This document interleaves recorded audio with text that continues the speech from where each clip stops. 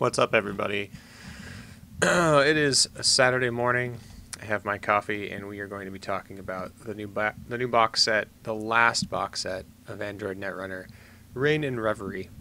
And I'm going to be doing this, and instead of playing today, because not all of the new cards are up on Jinteki, so we might end up building a deck a little bit later. But I wanted to just talk about some of the cards and get your guys' opinions on them. So let's start right in with Nathaniel Nat Hall. So this identity is a natural link 0 deck 40. So this is the first 40 size deck for Anarch in influence 15. He says, when your turn begins, gain 1 if you have two or fewer cards in your grip. 1 second, I'm having an issue with my so this is a really interesting ID. We haven't seen one quite like this before. It's rewarding you for having like no cards in your grip, which kind of goes in with a bunch of other cards that they printed a long time ago, which nothing ever happened with. So there's the one that there's a 0 cost resource that says at the beginning of your turn, if you have 0 cards in your grip, gain a click. I think it's called the Noble Path, and I can bring that one up here in a second. The Noble Path. Oh no, sorry. The Noble Path is trash your grip, make a run, prevent all damage during this run. Emptied Mind, is that the other one? Yeah, Emptied Mind. Emptied Mind is the 0 cost resource. It says when your turn begins, gain click if you have no cards in your grip. So these two cards are targeting Nat almost exclusively, right? Or rather, they would have been if they'd been printed afterwards. But so we kind of like have this retroactive of design for Nat. Besides that, though, just gaining a credit every turn is pretty good. I mean, the weird thing about him is he has a 40 card deck size, right? So if you're trashing cards from your grip, you need to really be getting value out of Nat, right? Because his deck size is going to mean you're going to run out of deck really fast. You're going to have to either splash Levy, which is probably what he's going to want to be doing if you want to get his value, or I'm not sure, maybe just build your deck around not having a hand, which is a thing you could potentially do. So I think he's pretty cool. I'm interested in testing him out since he's on Jinteki. Divide and Conquer. So event run costs 3, influence 4. Make your run on archives. If successful, after accessing archives, access 1 card from HQ, then access the top card from R and D. Yeah, this card is really good. It costs a lot. Costs is 3. So 3 cost runs are not often played. They need to have really game-ending abilities, but this one does have a really good game-ending ability. So first of all, you get to make a run on archives. So if you have any face downs in archives, you get to check that, and then you get to access a card from HQ and then a top card from R&D, which means you're effectively accessing every server. And what I understand about this card is that it also works with the turning wheel, and the turning wheel will increase your accesses from HQ and R&D by 1 if you just use 2 turning wheel canners. So that's kind of insane. Like, this card is going to be everywhere.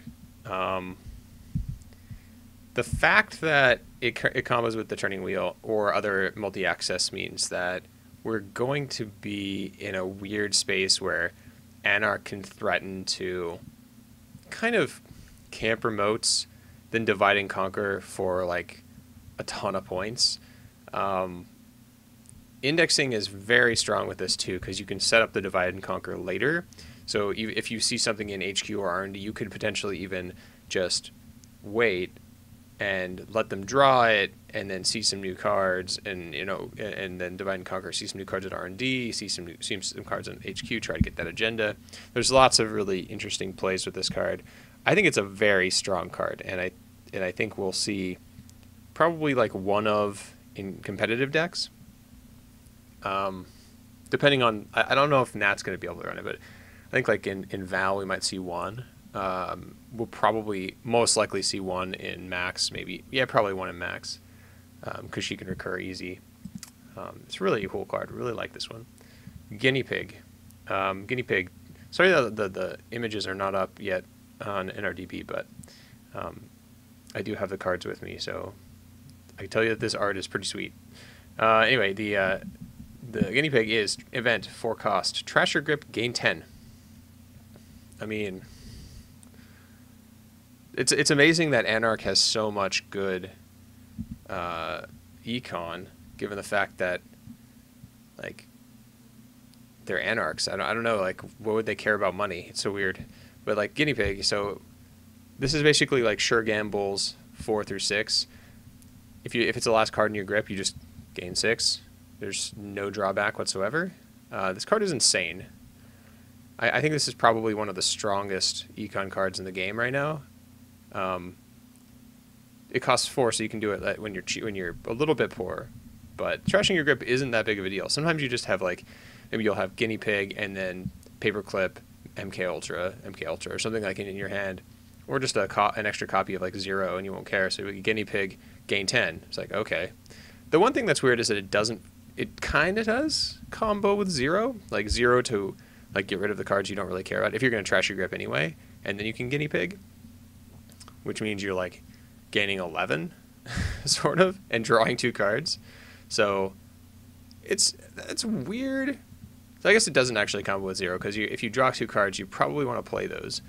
But I assume that you have a better idea about what you're doing with your Guinea Pig than just like trashing more cards in your hand. Yeah, you definitely want to play this when it's the last card in your hand. It's very good though. 3 influence is rough to splash for other factions though, man. All right, Patchwork. I am so excited for Patchwork. I think this might be the strongest console they've printed. It is 3 influence, but the effect is so strong that I think that this might be splashed elsewhere. I think you'll probably see this in stuff like Haley. I think Haley can really get use out of Patchwork, so we might see some sort of Patchwork Haley deck that shows up, since she's installing everything. She's installing tons of stuff, but like only half of her cards actually cost things. They usually cost 0. So anyway, hardware console install cost is 4. Its influence is 3. It gives you a memory, and then once per turn when you would play or install a card, you may trash 1 card from your grip to lower the play or install cost by 2. Yeah, this is really insane. Notice that the wording is not when you play or install a card from hand. So this works with the heap breakers. It also works with, let's see, career fair into daily casts. Well, you don't want to do that. With career fair into like Proco or something like that, you could basically like add on the discount, right? That's really, really insane. I'm not exactly sure where you don't want to play this card. I guess in Criminal they don't install things very often. Does that make sense? I guess maybe that's a thing to consider. But actually they kind of do. I guess if you had like a Geist deck that installed a couple more expensive things. Usually Geist doesn't install very many expensive things. But man, this could help you get out from underneath scarcity of resources. It's very, very powerful. And the art is great, and I'm really sad that the art's not on, but it's like a guy messing with a giant like set of monitors that have been stacked up together. Pretty cool. Okay, hijacked router. What's up, Kyle? How you doing?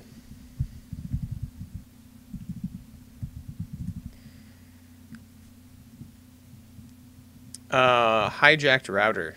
So this is a card that they should have printed back when Gagarin came out, just to keep people from doing degenerate nonsense with it, or when Moons came out, because that it enables asset spam. But this is basically the anti-asset spam card that we've been waiting for, and it should be 1 influence. I don't think this card should have been 2 influence. But anyway, hardware 2 credits to install. Whenever the Corp creates a server, he or she loses 1 credit. Whenever you make a successful run on archives, you may trash hijacked router to force the Corp to lose 3. Okay, this is a weird modular card, and I think it's a phenomenal like design. It's really interesting. First of all, making the Corp pay 1 for every server they create is kind of insane. If this card actually saw play, now I'm not saying I think it will, it could in the Reina denial deck, because it makes the Corp lose 3, just like pay 2 to make the Corp lose 3 is actually kind of cool. And it combos with other stuff we've talked about, like divide and conquer, so you can go hijacked router, divide and conquer, make the Corp lose 3, access 2 cards. Basically, that's pretty cool. You know, you could even do it with you know, retrieval run or whatever your plans are for archives. You could immolation script, hijack router, you know, trash and ice, lose $3. That seems kind of gross, but you could do tons of stuff like that. The second part is actually what has me most intrigued with this card. Like, whenever you make a successful run archives, you may trash it to make the Corp lose 3. Like, that effect, this mini account siphon, is kind of crazy, because we now have a bunch of stuff in diversion of funds, and diversion of funds has been seeing a lot of play, and that card is very good. If you could like make a straight denial deck with hijacked router, diversion of funds, like, that actually seems pretty insane. And I think this is going to be a thing. Like, I think we can probably say this will probably be a thing. Not only that, but if you had a patchwork out, you could hijacked router install it for free by discarding a card, which is kind of nice. Okay, Cradle. Yeah, it's whenever. Yeah, it's whenever. What the heck? I don't know. Anyway, Cradle. Yeah, I know, right? Program, icebreaker, decoder, install 4, memory 1, strength 5, influence 3. Cradle has -1 strength for each card in your grip, and it's 2 credits, break any number of code gate subroutines. So everyone knows that this is now the fixed Yogg 0.0. And I mean, this card is very, very good, and I'm a little worried, but I think it'll be fine. At least you can't put it in things like Geist. You can't put it in big hand size decks. I guess if you want this card to work, you kind of have to use either Nat or be playing, I don't know, a 0, or, you know. One of the cool things about this card is that you can trash your grip with what is it? I can't remember the name of it already. It's back here. Let's go back and look. Guinea Pig. Trash your grip with Guinea Pig, then go all the way back over here, and have a 5 strength Yogg, which is kind of bonkers too. It does cost 2, which means that you're going to be breaking Toll Booth for 5, but I don't think that's a big deal. Good morning, Tanuki. Yeah, another reason to play Bookmark. I know, actually, that's a very good point. So if you were playing some sort of, I guess, I don't know what kind of Bookmark deck you'd be playing exactly, but it has a nice synergy with this card too. I love that card. It's a fun card, and it's also like a gross combo enabler. But Cradle is very weird in that, you know, so it has -1 strength for each card in your grip. But if you're playing Null, right, you're giving the ice -2, but then it gets +1 because you're discarding your card, and then it's very weird. So that's like +3, right? So you're basically giving it +3 with Null, so you can have, I mean, you could do a ton of stuff with this. Like, Null seems pretty insane with this, actually. We might see more Nulls. I actually got, at Nats, I got someone rebirthed into Null. Actually, not someone, but Joseki rebirthed into Null against me, and it just dismantled my giant ice Asmari deck. I mean, it didn't dismantle, but it took a while for him to dismantle, but it took it definitely helped, and that was a big deal. I think like Cradle could potentially be one of those cards that really shines at Worlds. I think it has the potential to be that good. I mean, if this was 0, it'd just be insane. Back to Yogg, but paying 2 is okay. I still have a problem, and I'm just gonna throw this out here. I know that Anarchs like using their hand to do stuff, like with Faust. Remember Faust? That was a fun card, right? It was a bad card. It was a poor design, very, very poor design. It was OP. I'm worried that this is close enough to that we might have a problem with it. It's also splashable in Kit. If you have any Kit fans out there, people who like Kit, Cradle is kind of insane with Kit. I don't know how I guess you could play Kit and like just discard cards for whatever, or play your hand out and whatever. You have net damage prevention, so you don't actually care. But this card is really good in Kit. I don't know if it's better than the other options she has. I mean, Inversificator is insane. Gordian Blade is still very good. But yeah, it's a very good card. All right, District 99. Okay, so we have a unique resource, another CD resource. The install cost is 3, so it's pretty expensive. The influence is 3. Notice how like all of the cards in this set have very high influence. I think that's very good. We don't want everything to be splashed all over the place. The problem, I think, one of the problems with Netrunner is like when you get these one influence cards that really don't emphasize the faction's unique abilities. I kind of wish that influence was a little bit different. But anyway, District 99. The first time each turn a program or piece of hardware is trashed from any location, so that's from play, from hand, from the top of the deck, you may place 1 power counter on District 99. Then click 3 hosted power counters, add a card that matches the faction of your identity from your heap to your grip. Okay, wow, so this isn't even trash to use. It's just 3 power counters. So let's just think about how this would work in a game. So you're Anarch, and you inject, and you hit Paperclip, something David. Okay, that's 2 counters. That's not bad.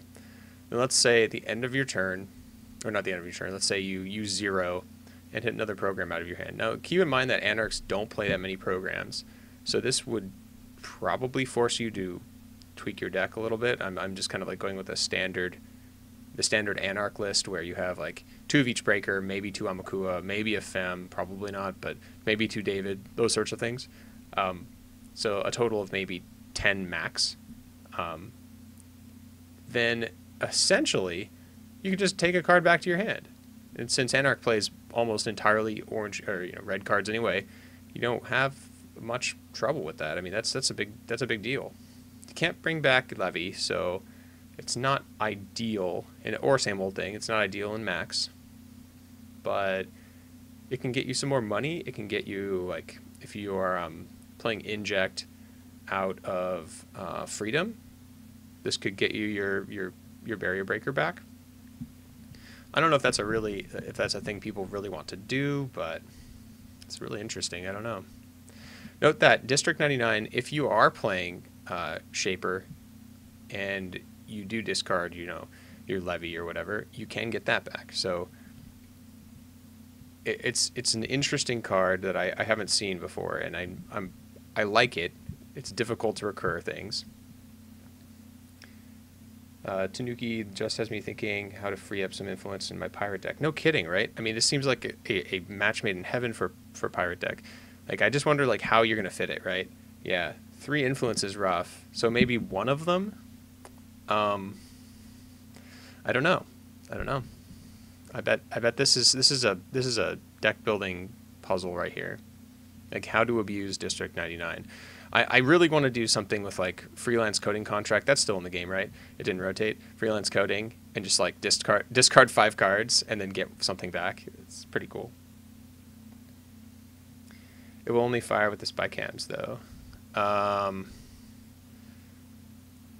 No, yeah. Oh, it's hardware. Yeah. Oh, yeah. That's. You're right. No, absolutely. I was thinking just programming. Yeah, it's a piece of hardware, isn't it?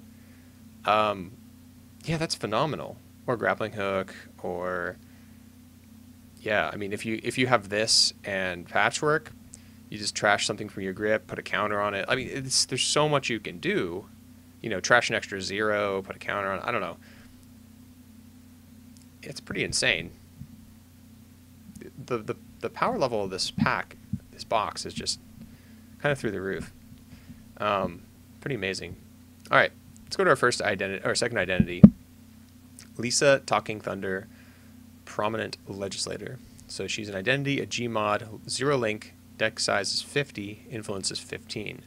The first time you make a successful run on a central server each turn, draw 2 cards and take 1 tag. Okay, this is pretty interesting. You know, a large deck that actually draws through it, like just for running, is very good. I think this card is going to be very good if criminals come back without resources, but they probably won't, given that we know what the remainder of the cards in the game are. So I don't know how I feel about Lisa. She's very, very strong, and if you can take advantage of the tag, so maybe in a kind of God of War deck. What do you guys think? Yeah, she's our first politician. That's kind of cool, given how dirty politicians are. But I mean, that's really weird how our characters have been kind of like, you know, internet personalities, layabouts. They don't really do anything. Just like scrappy people. And we finally have someone who's kind of a little bit like, I don't know. She's like almost Andy, except she doesn't have a link. If she had, you know, if she had a link, she'd be kind of like comparable to Andy, because you make a run, you start with 7 cards, right? That's not hard to do. Dirty Laundry Archives, draw 2 cards. That's pretty much Andy, right? Which, if you think about it, that's phenomenal. I mean, that's really good. But the tag is such a brutal part of this. So you either play Citadel Sanctuary in a 50-card deck, which is not easy, or you just don't care about tags and you're doing God of War, like counter surveillance. Now that actually has me really excited. I think we will probably see a Lisa counter surveillance deck that will be good. Like, I think it will be very good. First time you make a successful run each turn, draw 2 cards. Okay, so I'm going to be going through my deck super fast. I'm going to find my pieces very fast. I'm going to have a bunch of tags. Besides that, I'm just going to take tags from God of War. I could go off really fast.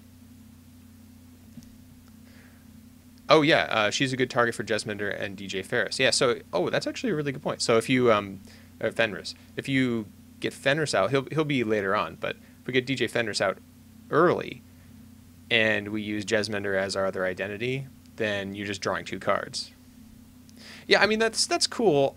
I think that my problem with that is that, you know, relying on 1 card in a 50-card deck, you know what I mean? It's a little bit... I mean, don't get me wrong. You should totally try it. I have a feeling, though, it's just a little bit too hard to pull off. Coffee. Let's check out Hot Pursuit. Now, this card has me even more excited for the counter surveillance deck.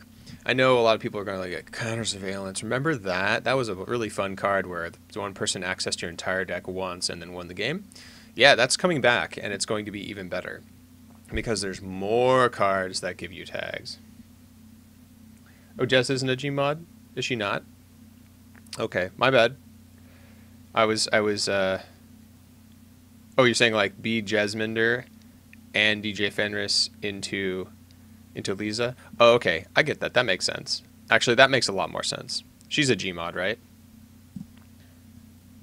Yeah, okay. Okay, that makes more sense. Sorry about that. Didn't mean to get confused there. So we have a Hot Pursuit event run, cost 2, influence 2, make a run on HQ. If successful, gain 9 and take 1 tag. I love this card. Like, this is really, really, really, really, really good. If we can definitely find a way to get rid of the tag, which is not hard in Criminal right now. If you're playing 419, you're probably playing 3 Citadel Sanctuary. Well, let's just like gain 9 and maybe gain some more money from our power taps. So this card could turn into, for 2 credits, can turn into a potential 12 credits. I mean, the numbers on this are really good. So I expect to see this everywhere. Maybe as a 2 of in Criminal, maybe as a 3 of. They have so many options for money right now, but I love it. I think this is great design. Yeah, I can't wait to play with Hot Pursuit. It's so cool. Let's try it. Let's take a look at our Desperado replacement. Paragon. It's a hardware console. Install 3, influence 2. The first time you make it as 1 MU. First time you make a successful run each turn, you may gain 1 credit and look at the top card of your stack. If you do, you may add that card to the bottom of your stack. So, it should just say Scry 1, gain credit, Scry run. So you're doing a Scry effect from Magic, which, if you've ever played Magic, you know that that is a very powerful ability to select your draws. It's less powerful in Netrunner because you can click to draw. But, I mean, that just effectively, like, lets you know what you're coming up to get. So, like, if you see another Paragon on the top of the deck, just put it on the bottom because it's garbage, right? Your next draw is going to be slightly better. So I really like this. Card filtering and credits, but it's only once a turn. That is the right way to build a Desperado. Tanuki, I'm not loving all the power tap synergy for these cards. It's not all that fun to play against. I kind of disagree. I think power tap is a very fun strategy to play against. There's a lot of ways to play around it. The problem is once they get the Nexus set up, right, then you can't really do anything. Yeah, so, I mean, against those kinds of decks, there's a couple things you can do, right? There's, just speaking from experience. So, one is to rush out. Their decks are very slow. They play Aomakua almost exclusively. They have other cards, but usually that's their main breaker. And they don't have great draw. They take a while to get set up, and their money is a little bit reliant on them getting Citadel Sanctuary out early. So a couple things really hurt them. One is scarcity of resources. You can scarcity them. If they play their current first, then it's even more brutal because then they have to find another current to go and turn off your scarcity. The other thing is to rush out faster. Certain decks can definitely rush out faster. It becomes a little difficult if you're playing Glacier. But those decks are very, like, they don't want to run into Titan, basically. Like, if they run into a Titan Fast Advance deck, they can't win. They have a very hard time beating that deck. They can win. Lucky accesses, getting an early Nexus, those things can happen, but, you know. Power Tap itself is very powerful, but there's no guarantee that they're going to get them all. They might get 1. And, yeah, there's just a lot of pieces, like 8 cost hardware, 3 cost program, I think it's 2 cost resource, 2 cost resource, 2 cost resource. Like, there's a lot of stuff. And another 2 cost resource for the Citadel, so I don't know. I don't think it's that bad. I do think it can be a little bit difficult to visualize how to beat them, because it feels like it's oppressive once it's set up. But the issue is, like, just identifying if they're on pad tap, and if they're on, not pad tap, I keep calling it pad tap, that's the other card, power tap, and if they're on Nexus, and just kind of like going, you know. Honestly, that's my best example. Hot Pursuit is going to speed them up a bit. The problem is they can't, I mean, if they're going to go, now definitely gaining, like, let's see, what is it? Gaining 5, so clearing a tag and gaining 5, that's fine. Once they get Citadel Sanctuary up, things get a little bit harder for them, but yeah, that does help. That does help them a lot. Now keep in mind that, we should be in a meta where you're icing HQ for Criminal. Like, we're back to that, which is good. That's how it's supposed to be played. Since Siphon rotated, we had, like, this open HQ policy. It's like, come on in, there's nothing in here. Nobody cares about what's in HQ. But we're back to this. HQ is dangerous now. You know, can't leave it open. Criminals will just wreck you. At Nationals, one of my friends was playing a splash. Who got top 5? He got splashed. One diversion of funds in Val, drew it and his same old thing, and diversion of funds an open HQ, and basically just won the game off the back of that. So like, there's something to be said for returning to a aware meta of how criminals play, right? Archives, like for Sneak Door, HQ for all of these triggers and these effects. Like, we really have to return to that. Anyway, I mean, I don't know what I have to say about Paragon besides the fact that it's just awesome. It's very good. Making a run and gaining a credit and filtering your deck is very good. I don't know. Sedated Fork, I think Hot Pursuit will be fine. They have to be successful. So it's kind of a mid-game card probably. Yes. I mean, if you open HQ and they have exactly Citadel Sanctuary, Hot Pursuit, you know, that's rough. You're probably going to lose that game unless you can recover. That's a huge credit swing for them. But I don't know what else to say. Like, yeah, you just got to play a little bit differently now. Bankroll. Oh, no worries. No worries, Tanuki. I understand. It's like there's a slight delay in the stream, so I'm answering questions as they come, and comments. Oh, congrats on getting your copy, man. Awesome. Yeah, it seems like there's been a shortage, but I managed to pick one up from our local, so they came through. All right, bankroll. We have a program. We have the real Desperado, in case you were wondering. Bankroll. Program. Install 1 memory, 1 influence. 2. Whenever you make a successful run, you may place 1 credit from the bank on bankroll. Trash it. Take all credits from bankroll. What? Wow. Like, this is just Desperado for 1 credit. If this isn't one of the best cards in the set, I don't know what I'm doing. Like, not only is it synergistic with Geist, who is already very good, but, I mean, he doesn't run that much, but it doesn't matter, because if you make 1 run, you're getting an extra $1 from your tech traders when you pop it and drawing a card. It's insane. But this card is just classic criminal. Like, we could see a return of some of the runs a lot criminals, you know, Gabe and so on. We might see them. This card is insane. It's a program too, so if you're playing Clone Chip, I don't know why you would, but you could play Clone Chip as your restricted card. Just like bankroll, bankroll, bankroll. Like, it's very good. I don't know. Sedated Fork says, I played with bankroll for a few games and I think it's an awesome card. It's not unique. I know. It's crazy. It should be unique, but it's not.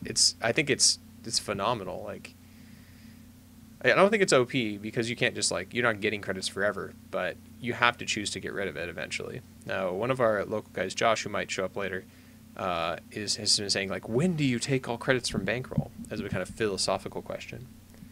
And it's not that easy to answer, but my answer to it would be something like, when you draw the second bankroll. Yeah. I don't know, like, either you draw the second bankroll or you have, you know, you're about to get hard-hitting newsed. Something like that. Like, just get those credits going. I don't know. Pretty sweet. Tycoon. Okay. This is an interesting icebreaker. Tycoon, program icebreaker, Fractor, install 1 memory, 1 strength, 1 influence 2. Whenever an encounter with a piece of ice in which you use Tycoon to break a subroutine ends, the corp gains 2. 1 credit, break up to 2 barrier subroutines. 2 credits, plus 3 strength. Okay. So, remember when everyone used to judge fractors, whether, you know, by how they could break Eli 1.0? Well, it's basically the same thing now for IP block, right? So, this is a 4 to break, well, 4 to break. I'm sorry, 3 to break IP block, because you don't have to break the last sub. I mean, unless you have Amakua out, but that probably wouldn't, why would you do that? But you're also giving the corp money. Okay. So what does this thing do? Why would you want to make the corp money? Well, remember Tapworm? Tapworm was pretty dang good. Tapworm, Peace in Our Time, and you also have synergy with Pad Tap. So if you break with Tycoon and you Pad Tap out, you're actually gaining money too, which is kind of insane. Now, I'm not sure that this card is positive value. I think that's the best way I can explain it. So I don't know if this card is positive value or negative value. It's very good. It's very efficient. It breaks 2 barrier subroutines, which means that it pretty much gets through anything. And it's really cheap. It costs 1 to install. But is the trade-off of breaking barriers, of which are probably like 4 in the deck, for cheap, good enough to warrant giving the corp a ton of money? Giving the corp $2 every time you break a sub, or every time you break a break a sub on a barrier, that seems like too much. What do you guys think? Is that too much? I don't know. It's I mean, I love the idea that, you know, it's like funded by the corp or something, and the what do you call it? The flavor text is Lisa saying any piece of ice is really just a paywall. It's kind of interesting. Like, I mean, it's such a good flavor. I don't know what to say about it though. I want to play this card with Pad Tap and all that stuff and just like sit back and you know, make money because the corp's rich. But then the problem becomes the corp is rich, all of their ice is rezzed. Can you break all their ice? Maybe. I agree, Tanuki. This is a hard one to evaluate on paper. I think this is one that you're going to have to play to see how good it is. I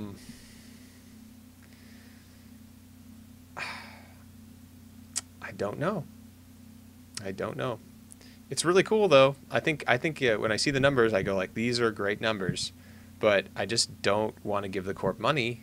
And especially if you're in Criminal, this is the thing that really gets me, is that Criminal, there's all these denial cards that just came out, and this, you know, we're kind of returning to a denial style Criminal. This is not fitting into that on paper, is it? It doesn't seem to fit on in any way. I don't know. I'm sure someone will come up with a good deck for it. Thunder Art Gallery. Resource location, Ritzy, install 3, influence 2. The first time you avoid or remove a tag each turn, you may install a card from your grip, lowering its install cost by 1. That's very good. The effect is very strong. Installing a thing by 1 is, or lowering install cost by 1 is very good. You could even combo this with Patchwork, though I doubt that. That's like 7 cost things to do, not something very good. Note that it does not remove tags. It just says the first time you avoid or remove a tag, so it gives you a slight discount if you remove a tag. So this is very good with Lisa. It's very good with Citadel Sanctuary. Tanuki says it would be funny to give them 2 credits breaking a barrier on HQ, then taking it back with diversion of funds. Yeah, that's right. I mean, like, that's almost what we used to do when people played pop-up windows and their siphon. You could like run the pop-up window a couple times to get them back up to money and then steal all their money. It was so brutal. Yeah, I mean, that's sort of what it does, right? So I don't know. I'm not sure about that card. Anyway, but this card I think is very good. But here's the big but. It costs 3 to install. Now, I know that criminals, they have a lot of money. They also have career fare. You only have 3 career fares, and are you going to use your career fare on Thunder Art Gallery, or are you going to use it on daily casts? Or hotel? I think this is going to find places in decks. I think it's very good. I just don't... It's hard for me to visualize how much value this gets you without playing it. I haven't played it yet. But I think there's a lot of potential there. So, Miss Bones Miss Bones, this is the last criminal card in the set. The last criminal card of Netrunner. Well, sad day. Resource Connection. Install 2, Influence 2. Place 12 credits from the bank on Miss Bones when she's installed. When there are no credits left on Miss Bones, trash her. Use these credits to trash installed cards. Well, this is great. I mean, I'm glad that they're giving every faction a way to deal with asset spam. But I don't know. Like, asset spam is not great. Like, I can see this being used. It's like a better scrubber. So, because you can use it multiple times in one turn. That's why it's better. But I don't know. It's free money for trashing. It's good. It's good. I don't know. Let's go to Akiko. Okay. Now we've got some fun Shaper stuff. We have Akiko Nisei, Headcase. Identity Clone, Link 1, Deck 45, Influence 12. Whenever you access cards from R&D, you and the Corp secretly spend 0, 1, or 2. Reveal spend credits. If you and the Corp spend the same number of credits, access 1 additional card from R&D. So this is the Psy game for the runner thing. Usually the Psy games for the runner are you want to spend different credits, but here we want to spend the same credits because I guess, you know, Akiko initiates it, right? So if you Psy game and guess correctly, access an additional card from R&D. Okay. I have a couple of thoughts on this. I think that she's a link runner, so she's decent. You should always be looking at link runners as going, oh, is this a competitive link runner? She's 45 deck size, that's fine. She has 12 influence, which bothers me, and makes me think that she's going to be just the rebirth target in Shaper. Building a 12 influence deck is just simply worse than building a 15 influence deck, especially since rebirth exists. The effect is powerful. Accessing an additional card and sort of sapping the Corp's credits is very good. The Corp is probably always going to spend a credit every time you access R&D. You just bid 0 every time, right? Or if you want to get cheeky, you can mix it up and spend 1 and they spend 1 and you're going to get an extra access. That's good. It could be game winning. It could be game changing. My problem with this card is one that I always have with Shaper, is that you don't end up making a lot of R&D runs. You end up making 1, 2, maybe like a handful, 4 over the course of the game. Maybe more, maybe 5. So you've sucked 5 credits out of the Corp. You may access 1 additional card, or maybe 2. I don't think this card, her ability is going to fire very often. It also doesn't work with indexing, the best Shaper run event, because it's not accessing cards. It'd work on the next run, you know? So if you like indexed, saw 2 agendas, then ran back in, and then Akiko Nisei'd for 2 agendas, that's pretty good. But I just don't see it. I think she's a problem. I think she's slightly underpowered. If she was at 15 influence, you might see her played more, but I think she's unpowered. I think she's a rebirth target, sadly. However, this card is great. Insight. Insight event double, cost 0. I like that. Influence 2. So this is a card that we could see splashed. As an additional cost to play this event, spend click. The Corp may look at the top 4 cards of R&D and arrange them in any order. Reveal the top 4 cards of R&D. I love this card. I think it's really interesting design. I think it's also potentially like just a busted style Shaper card. If you see the top 4 cards of R&D, you know where the agenda is. I mean, straight up, right? It makes it much harder for the Corp to hide agendas. I think it, in fact, can't. They have some counterplay if they have like Rashida on the board. And so they can kind of like stack the agenda where they want, and if you can't get in, they can draw it and try to score it or whatever. So there's some interesting interplay there with some of the Corp cards that we know. But man, knowing the top 4 cards of R&D is really good. Now, the corp being able to just take whatever card they want next, say like, oh, there's 4 cards, oh, I'll just take this hedge fund.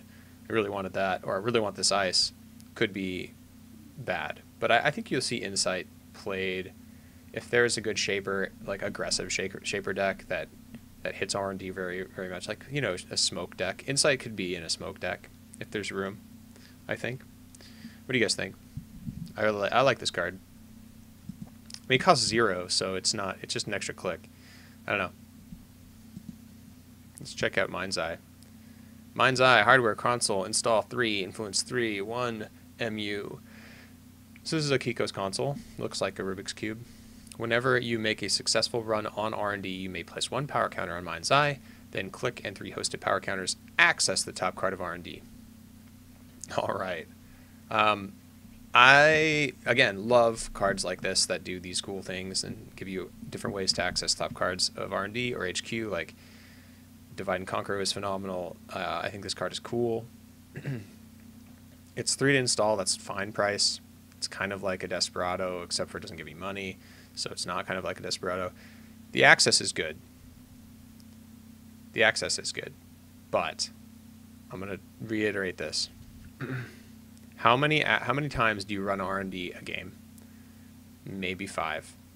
Maybe. So you'll get 1 additional card. You get to access 1 card. If you Insight, they're not going to put the agenda on top. That's ridiculous. They're going to put the snare on top or something like that. You know, they're going to put something else on top that's garbage for you to access. The Archangel. Like, I just don't understand why we have such a high threshold for accessing cards when we don't do it very much. Like, HQ for Shaper is a thing that they can hit over and over again because they're just going to go 1 ice HQ. Like, that's not a place they go to do things. They go to R&D. People are going to ice R&D. R&D is like the second most iced, maybe first most iced server right now. The remote being more iced because of like Surveyor and nonsense like that. But even then, you're gonna have to go through a Surveyor to get an R&D too. I don't know. So I'm not thrilled about Mind's Eye. I think it's a cool card, and I think it could be. Something to keep in mind later on if there's some way, like Smoke wants to use it. I think this is a good Smoke console actually, because I think Smoke runs she can run R&D once a turn. Most Shapers can't do that. So this is a Smoke console almost exclusively. So I don't know. It's good though. Oh, Mache, all right. Hardware, install influence 3, or install 1, influence 3. The first time you trash an accessed card each turn, you may place power counters on Mache equal to the card's trash cost. 3 hosted power counters, draw 1 card. That's good. I think this is pretty interesting. You're just turning your credits into draw. So if you trash Daily Business Show, you can draw a card. If you trash 3 Daily Business Shows, you can draw 3 cards. It's not a bad idea, and you can do it anytime you want. So, and this is what I think is interesting about Mache. Like, it doesn't look phenomenal at face value, but keep in mind 2 things. 1, it's accessed card, not installed card. So if you trash a card from HQ, if you trash a Boom, you can get a power counter. If you use something with Imp, you trash something with Imp, you get a power counter. If you are Freedom and you trash something, you get a power counter. If you are, it's every time. No, sorry, the first time. Excuse the first time. But it's for every type of access. So I guess this is a powerful card to keep you alive. It's a powerful card to just draw cards, but I mean, I don't know. What do you guys think? It's an access in the bank if you can't afford to get it. Oh yeah, for Mind's Eye. Yeah, I think an access in the bank is fine. I don't have a problem with it. I'm just saying it could win the game, right? It's one of those things. It's like, oh, I have 1 access. I'm just gonna like wait till the turn. I can't, go like access top card of R&D. Oh, it's nothing. I can go to the remote. It saves you a bunch of money, which is really good. Like I think the ability is very good. I'm just saying it's not going to trigger much. I think you might get 1, maybe 2 uses out of it the entire game. The problem is, for me, is that, you know, you're not Omar, probably. If you're playing Omar in that card, that's great. Like, then you're going to Omar run R&D more often once a turn, right? And you'll get more counters on it. But I'm just saying, it's probably not going to fire that often. Anyway, but Mache, I think, has some interesting interactions with, like, drawing cards on the opponent's turn. Yeah, I like this card a lot. I do wish it was whenever you trash an accessed card, but it is the first time, sadly. So you can't do it you can't trash, like, go on a trashing spree. But maybe there's some sort of, like, I don't know, bad publicity, you know, mining accident Mache deck out there, so you just trash a bunch of stuff at one thing every turn and draw cards a lot. So I think I could see this working, but again, the influence is tight in competitive decks. Mache does seem good in Freedom. I like that. I like that the most. Because you can spend 0, trash a card, right? And then just get a counter on it. So you're just like free draw. Yeah, if he has 3 influence. I don't know if he does. That's the problem. Alright, Iike. So this is like the fixed knight. It's like the less confusing knight. I quite like this card, but I don't know if it's good enough. But program icebreaker, killer, install 0. Okay, that's good. That's a good number. Memory 1, that's fine. Strength 2, okay. We're getting somewhere. Influence 2. Okay, so it's even splashable. Host Iike on a piece of ice. For 2 credits. 1 credit. Break up to 2 subroutines on a host sentry. 2 credits. Plus 3 strength. Well, the numbers on this card are very good. And breaking up to 2 subroutines is also very good. So tour guide is easy. I mean, it costs just whatever, half of the number of subs it has. It's very good for Archer, right? It costs 6 to break Archer. That's the best we have besides Fairy, you know, to break Archer. That's very good. The issue is that it has to host on a piece of ice. Okay. And once it's hosted, it can't be unhosted, right? So it's sitting on ice. So I guess the cool thing is you can move it around to resed ice. And, like, I saw this is with the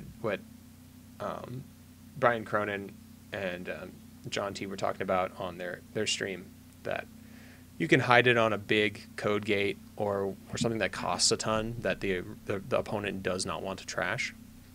And it's quite strong there. It also is very good against, what's that card?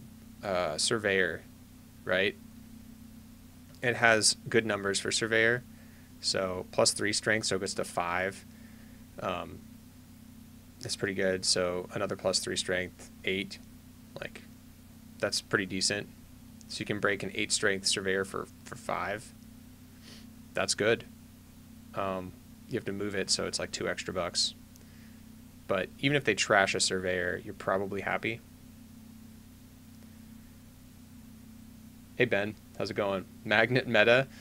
Let's not go crazy here. I love Magnet. You know I do. It's a great card. I think it's fun.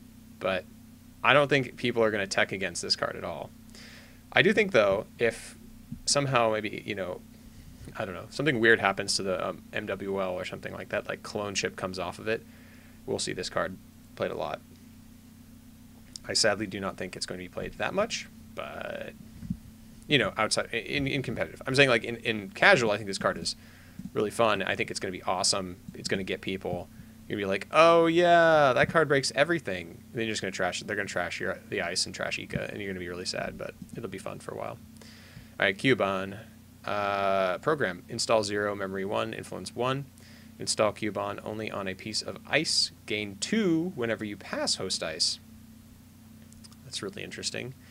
I love these install on cards. I really used to... I love the Kaisa programs. I thought they were fun. I thought they were really interesting. My first store champ list had Knight in it. I am a fan of that card. But I don't know that this is a playable card at all, because it takes a memory.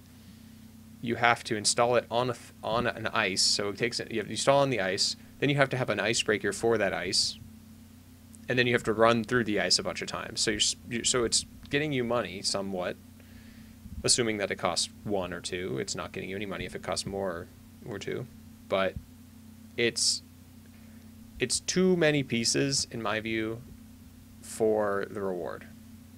Although, you know, it's kind of funny that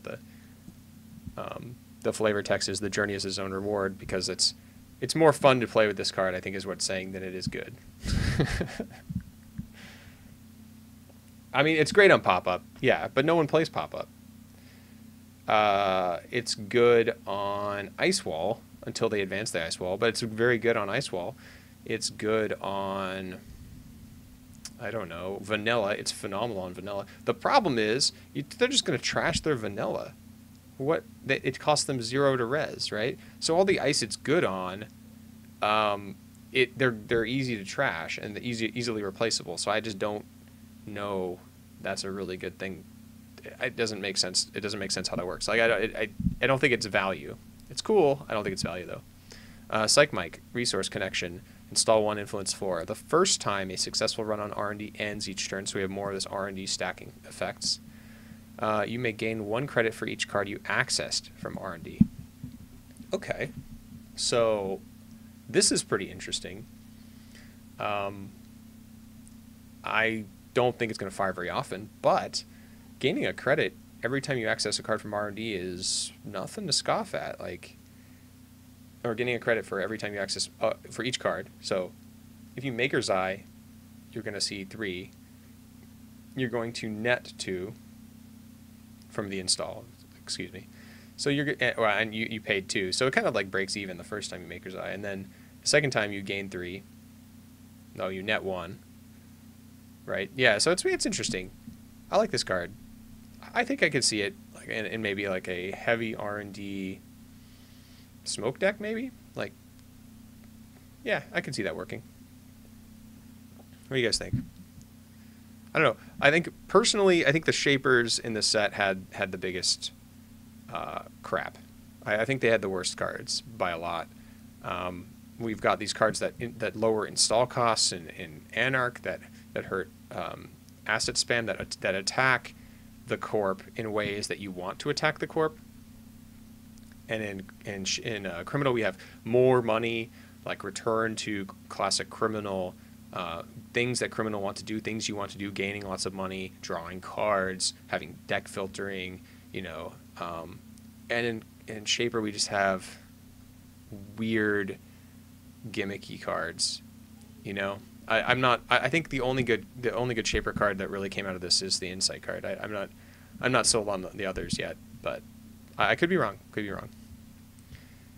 Yeah, I think the best thing, Kyle, is that it does cost 1 credit. It's the best thing about this. It's easy to play, but I don't know. Okay, let's go to our mini faction.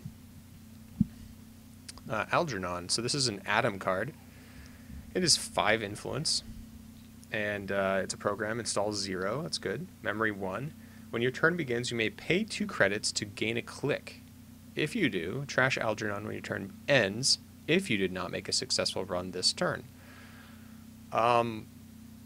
So I don't know how good Adam is right now. I know he's okay, and I know we have some Adam fans in there. I think this card is fine. Gaining an extra click is fine. It's kind of like a you have to pay for it every turn version of Beth. But it's in Adam's faction, so that's good. I don't know. I'm not an Adam player, so I can't really evaluate it. One thing that I can say about it is you can use his program to pay for it. You can use, what's it called? Multi-threader to pay for this card. So if you have a multi-threader and Algernon out, you're just getting extra click. You have 5 clicks. So that's cool, especially if you're not planning on doing anything with those credits this turn. You know that you're like, oh, I'm just gonna bank a click, then I'll just gain some money, draw some cards, set up. It's like that actually seems great. So it's like a way to put his stuff to use when you're not using it, which I think is actually pretty strong. I like how Adam's cards are sort of like built on you know, using them at the right time and, you know, turning some off when you don't need them. Like, I like that idea. This kind of fits into the Atom mentality, the design of Atom, I think, a lot, and I like that a lot. Ben, I'd rather have 2 credits most of the time. I mean, I agree. 2 credits is a lot to just dump at the beginning of your turn. I like the design of this card, though. I think it's very interesting. I just... 0 install, I mean, there's lots of things going right with it. I just don't know if an extra click is that something Atom wants? Maybe it is. You know, you have to make a run too. So if you go like multi-threader, pay 2 to gain a click, first click, dirty laundry something, gain a bunch of money. You know, that feels like value. But you're gonna run out of dirty laundries. You're gonna have to, you know, maybe it's like you pay 2 to get an extra click.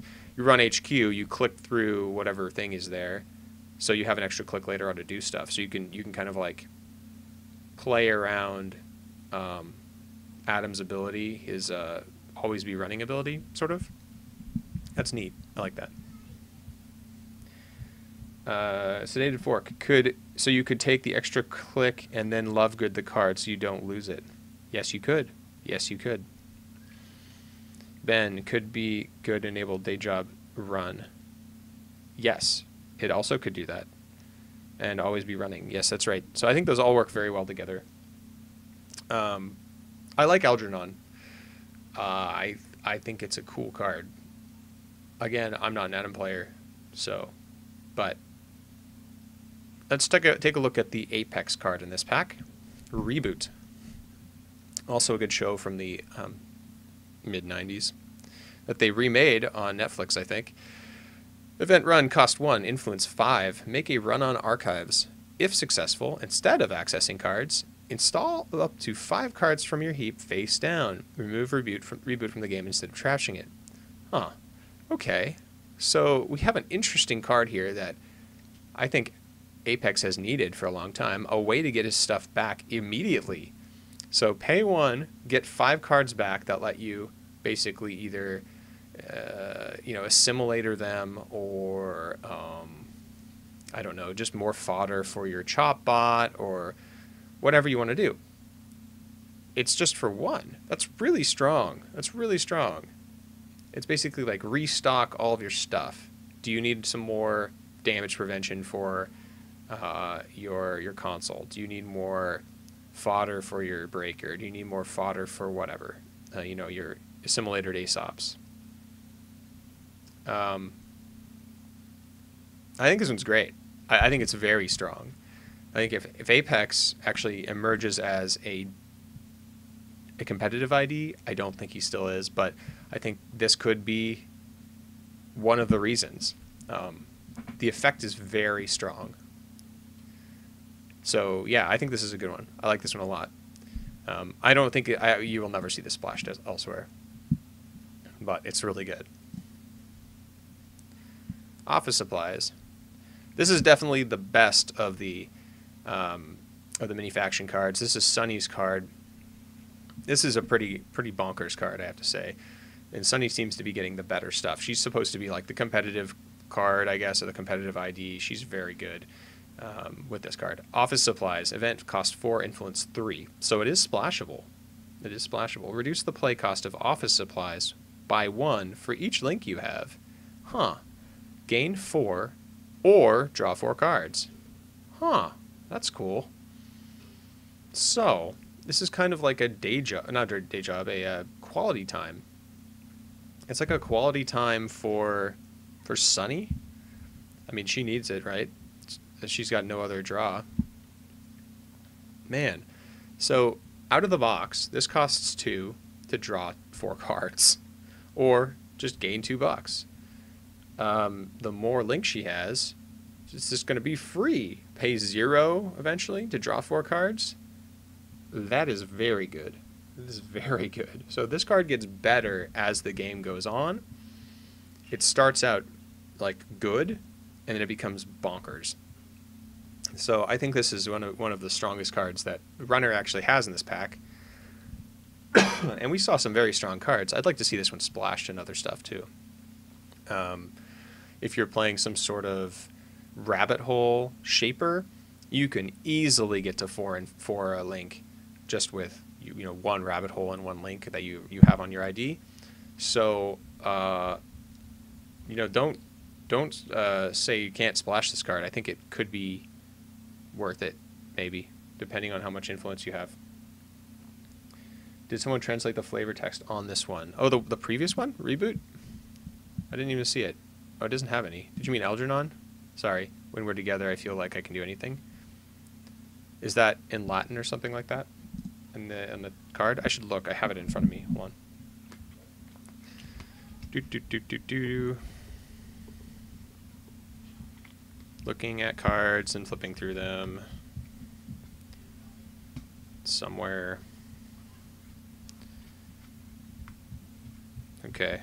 No, the Algernon's there. Oh, there's no oh, I see. It's got the Apex thing. I don't know what that says. I can't read Apex. Someone, yeah, I don't know what reboot says. It's just a bunch of dots to me. Someone will translate it. I have not. I don't know what it says. All right, last runner card. Moving on to our corpse. DJ Fenris. Get over here, DJ. DJ Fenris. Excuse me. We have a resource connection. Install 3, influence 1. He is neutral. Host a Gmod identity that does not match the faction of your identity on DJ Fenris when he is installed. Remove hosted identity from the game if DJ Fenris is trashed. DJ Fenris gains the text of the host identity. Well, this is the most interesting of probably all of these cards that we've got in Netrunner. I was like, so you can now play as another faction, sort of? Yeah, kind of. I mean, you can play as another identity as long as they're a Gmod. So, we can, let's see, Reyna, we have the new Lisa, is Quetzal a Gmod? I mean, there are a lot of options here. I think Smoke is a Gmod, but you won't get her recurring credit, so it doesn't matter.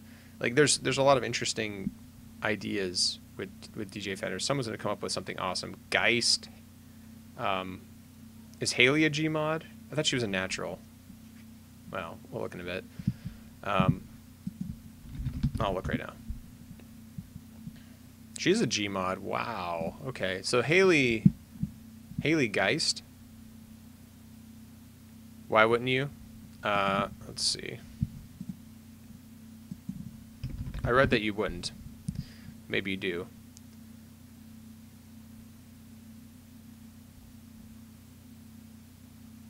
Oh, it's because you don't gain stealth. You can use it, but you can't use it for stealth credits, or is a stealth credit. So this is why it's not a super great DJ ID, is that you can use this credit to pay for icebreakers, but you don't gain stealth. DJ Fenris does not gain the stealth subtype.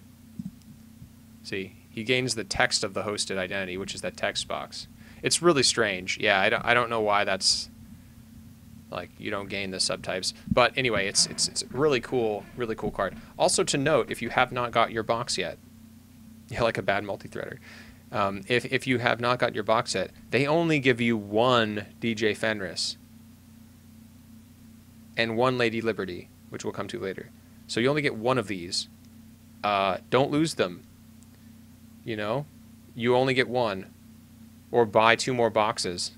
It's really weird. Granted, you can only have one of these in your deck. It doesn't say it here, but there's limit 1 per deck with DJ Fenris. So I guess it makes sense that they only give you one in some weird twisted way. Anyway, I'm going to speed it up a little bit because it's already 8:15 and I have to go at 9 today. Sports Medal, go big or go home. Identity, subsidiary, deck 45, influence 15. Whenever an agenda is scored or stolen, gain 2 credits or draw 2 cards. Yeah, this is good. Does anyone have anything to say about this card? Like, okay, I have something to say about this card. We're going to be seeing some fast HB rush with 2 4s, 2 3s, 1 3s. There's some interesting combos with this card.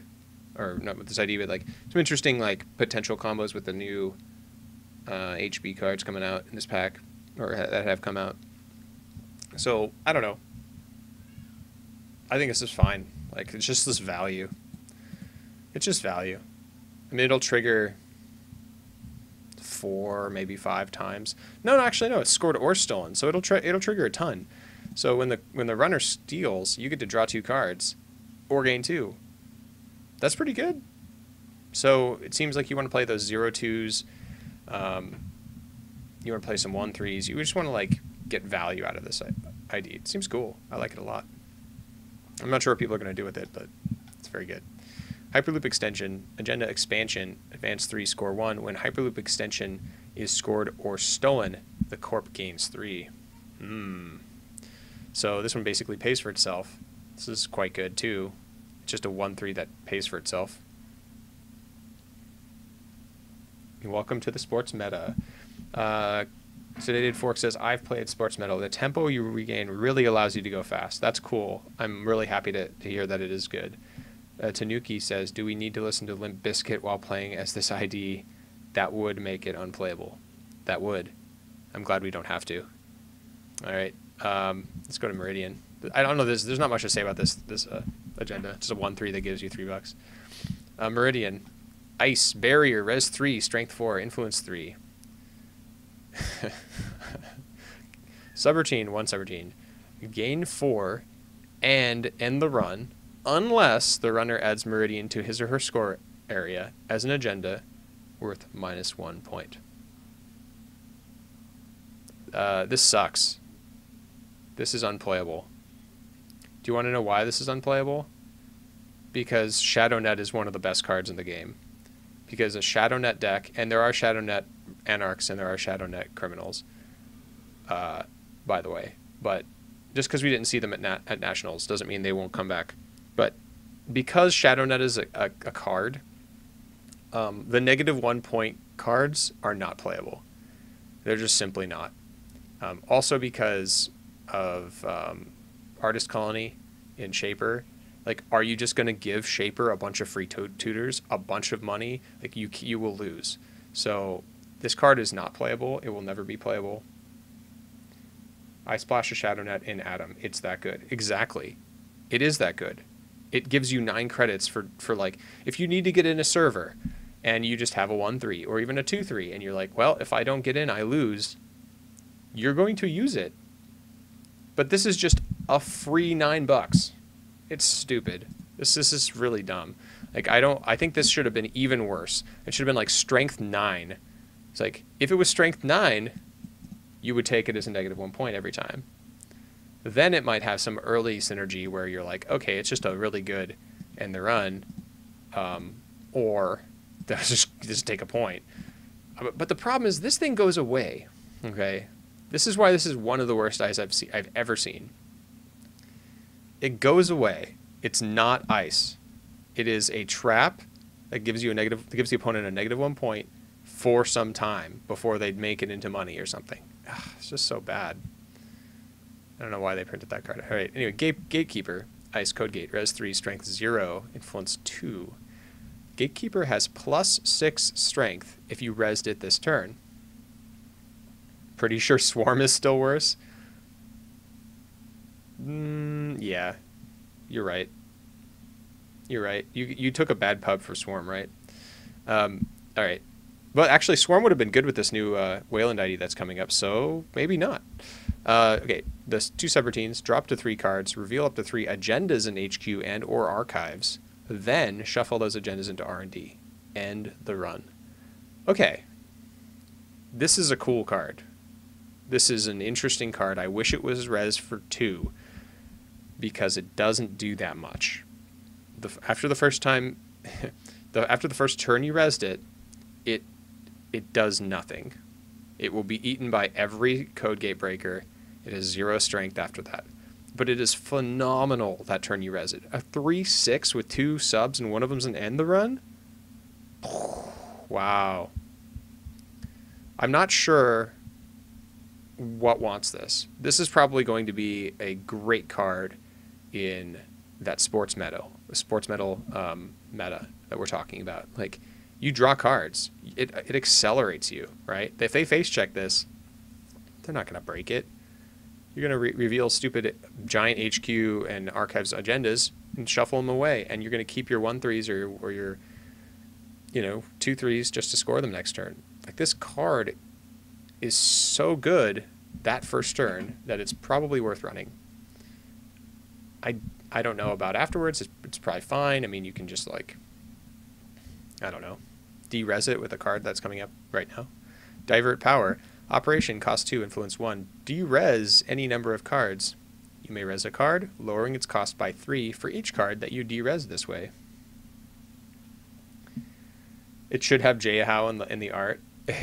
Well, there's another card that should have Jayhao in the art. It's coming up in a little bit, but it's a yellow card. It's basically like the Jackson Howard operation. Divert Power. Okay, so interesting card. De-resing cards is really interesting. It's 1 influence, so it's splashable. Could be a spark card. What else do we want to res multiple times? If there was a way to get value out of, I don't know, Mumbad. No, the one card from the Mumbad cycle that gives you a credit if you res something out of faction, maybe. Like, I don't know. There's a lot of weird stuff going on with this card. It costs 2, which doesn't excite me. So even if you use it with Gatekeeper, you're paying 5, and then a 3 again, so you're paying 8.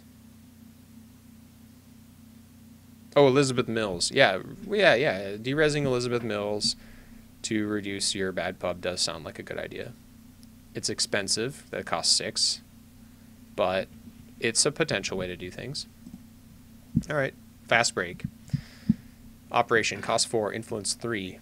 Gain X credits, draw up to X cards, install up to X cards in and or protecting a single remote server, paying all install costs. X is the number of agendas in the runner's score area.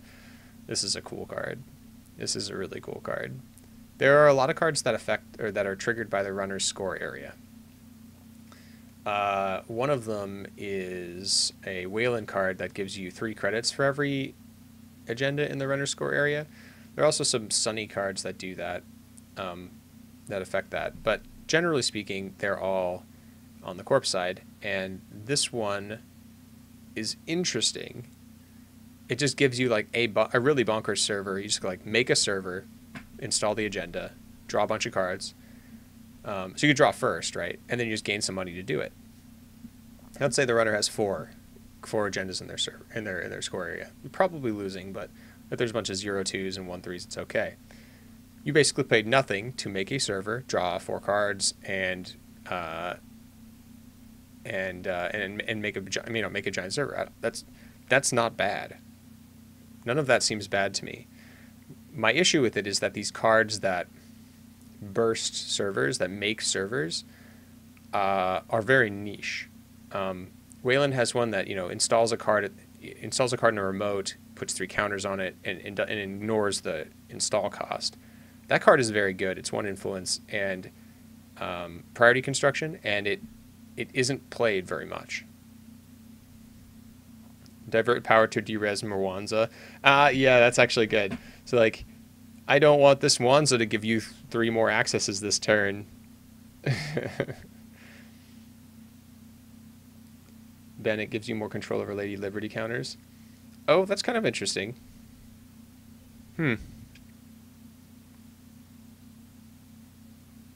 That's actually interesting. I hadn't thought about that. Although Lady Liberty costs 5.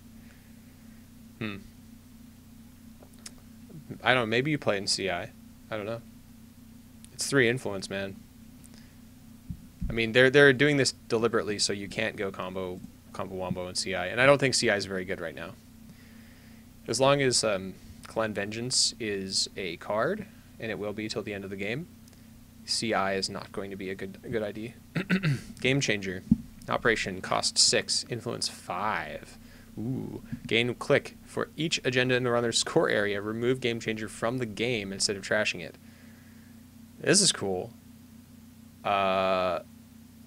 This is such a cool card. So imagine the runner. This is like best case scenario. The runner has domestic sleepers,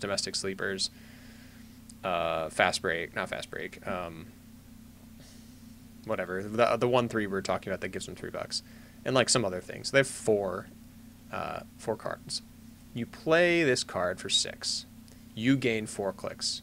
You have 6 clicks. Then you install and advance 5 times your 3/5, score it. So it costs you 11. That's pretty good. Like, that's better than double biotic. It's quite a bit better than double biotic, or triple biotic, excuse me. It's not as good as MCA, but what is? Man, I like this card a lot. Excuse me. I think this card is phenomenal. We will see this in competitive decks. Yes, for sure. It is a game changer. It's very good. All right, Giordana Memorial Field. 3x game changer harp. What? What you talking about? That's cool, but I don't know what you're going to do with it. Let's see. So you can divert MCA to derez it and click it again, or does it lose power counters? No, the power counters stay, and yes, you can click it again, I think. I think so. I have to check on that button, but I'm pretty sure you can, because it loses its text. So it becomes inactive. So I think when you reactivate it, when you re-res it, yeah, I think you could do that. The one thing that's not under DB is that it is trashable 2 credits. Oh, game changer is? Okay, that makes sense. Yeah, it's still phenomenal. It's kind of like a boom, right? It's like the HB boom. Yeah, scoring multiple agendas in one turn could definitely do it. I mean, if you game change into like 5 clicks, you could biotic, 6 clicks. How does that work? Can you actually do that? I don't know. 5, 6, 7. That's 6, 7, 8. You can do 8. Yeah, you can score two 3s. If that's what you want to do. Okay, so we're in Giordano Memorial Field. Excuse me, I'm getting off topic. Upgrade facility, res 3, trash 3, influence 2. Whenever there's a successful run on this server, end the run unless the runner pays 2 for each agenda in his or her score area. Okay. I'm trying to visualize this card and how it made it through playtesting, but this card seems kind of insane. Does anyone else think this is insane? For the right deck, like, it's 2 influence, so it's potentially splashable elsewhere, maybe even in Wayland. Like, they have a bunch of really low cost things, low cost agendas. What if you just splash this in Scorp and put it on R&D and say, you can never get in? I mean, it's gonna happen. You're gonna have like 3 or 4 stupid agendas, and then they try and run and they have to pay 8 credits after running through an archer. No thank you. This card is insane. I'm happy that it's unique. Man, this might be one of the better HB cards in this pack, and I think HB has a lot of good cards. Rip Giordano? Oh, is this Memorial Field? Yeah, right. 2 Giordano, 2 Game Changer, Harp. What is with you and Harp today? I mean, it's fine. Anyway. This card's crazy. Sara's Wadi Mnemonics, Endless Exploration. So we got our first Jinteki card, and it's an ID. Division, deck 45, influence 15. Click 1 credit, install a card from HQ in a remote server, then place 1 advancement token on it. You cannot score or res that card until your next turn begins. Yeah, this is ruses for days, right? It's just like, make a bunch of servers with a bunch of things on it. Everything has 3 counters. You can Mushin. No, you can't Mushin. You can, I guess you can just like use this and put like a 3 advanced, anything really, I guess, you know, anything you really want. Agenda. You can't score or res it though. So, I don't know. It's cool. I think this card's really good. I think it's going to be annoying. Ben, you probably like this one, right? This seems like your kind of card. Jumon. Agenda Research, Advance 6, Score 2. When your turn ends, place 2 advancement tokens on a card installed in a server. So we have a 6 agenda. This is kind of like mandatory upgrade. Not mandatory upgrades. What is that card? Oh, it's mandatory upgrades. Yeah, mandatory upgrades. Which gave you an extra click each turn, except for this one is almost better. Place 2 advancement tokens on a card installed in a server. So effectively, it gives you 2 credits and 2 clicks. So nothing is safe. It has to be the same card though, so you can't place 2 on 2 different, and you can't use it on ice. But man, is this good! If you can score this, that's pretty gross. There's some neat trap Jinteki stuff going on in this set. I really quite like. APIS Keeper Isobel, character Res 2, Trash 4, Influence 2. When your turn begins, you may remove an advancement token from an installed card to gain 3 credits. Wait, so you basically, all of your tokens become money. So, I mean, they're going to trash this. Right? I guess you stick this in a server with Prisec? I don't know. This is very good. Play more Motions. Can't lose the biotech ability. Okay. I mean, you're missing out on some sweet value. I think this is quite good. I don't know if we'll see it out of... I mean, 2 influence means you could see it anywhere, but traps are not very good right now. But maybe they will be good. Neurostasis. Acid Ambush, Res 0, Trash 1, Influence 2. Neurostasis can be advanced. If you pay 3 credits when the runner accesses Neurostasis, choose 1 installed runner card for each advancement token on Neurostasis. The runner must shuffle the chosen cards into the stack. Okay. So it's a neat trap that shuffles cards in the stack. That is annoying. It's almost better to shuffle things in the stack nowadays than it is to put them in the bin because of bin breakers and things like that. So this is quite good against bin breakers, and if you're trying to do some sort of rushy strat with, I don't know how that would work, but like a Neurostasis, you know, trap here or there, just to put a roadblock on the runner, make them have to draw for their stuff. I mean, what does this card do? Yeah, it just shuffles stuff into the stack. That's it. That's all it does. I mean, it's not great.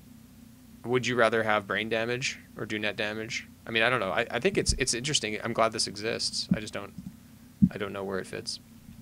Otoroshi, Sentry, Res 2, Strength 5, Influence 2. Subroutine, you may place up to 3 advancement tokens on a card installed in a server. If you do, the runner accesses that card unless he or she pays 3 credits.